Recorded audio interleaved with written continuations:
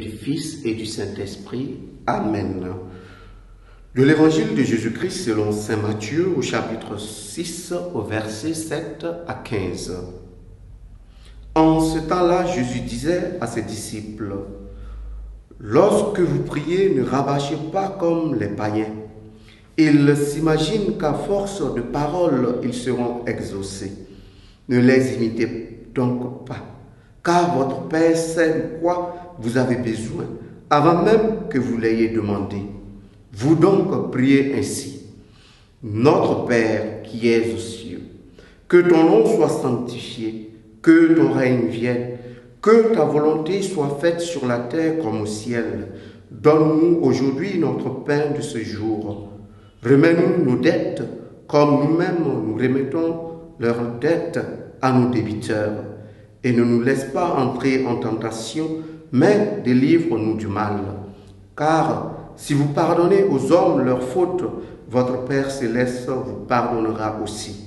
Mais si vous ne pardonnez pas aux hommes, votre Père non plus ne pardonnera pas vos fautes. Acclamons la parole de Dieu. Louange à toi, Seigneur Jésus. Bien-aimés dans le Seigneur, l'évangile de ce jour nous invite à prendre conscience de ce que c'est que la qualité de la prière. La qualité de la prière ne se trouve pas dans la quantité de paroles que nous prononçons, mais la qualité de la prière s'entrevoit dans l'engagement que cela suscite en chacun de nous. Autrement dit, notre prière est de qualité lorsque elle se traduit dans le concret, lorsqu'elle se traduit dans notre vie de telle sorte que notre vie devient une manifestation de la présence de Dieu, sorte que notre vie devienne un reflet qui conduit ou qui laisse transparaître justement cet avènement du règne de Dieu. Pour tout dire, la prière nous engage à sortir de nous-mêmes pour aller à la rencontre des autres. Ceci nous permet de comprendre que toute prière trouve son achèvement dans l'action.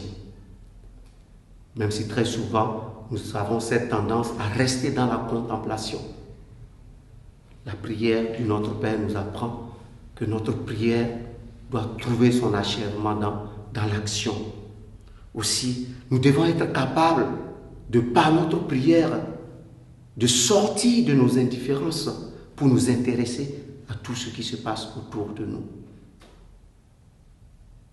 Au cours de cette journée, nous allons demander au Seigneur qu'il nous accorde la grâce de la prière, mais une prière de qualité qui nous engage de telle sorte que notre vie devienne la manifestation de la présence de Dieu, mais cette vie-là aussi qui nous permet d'aller à la rencontre des autres pour être capable de porter leur fragilité comme le Christ a su porter sa croix pour notre salut, que nous puissions redonner à l'homme sa dignité.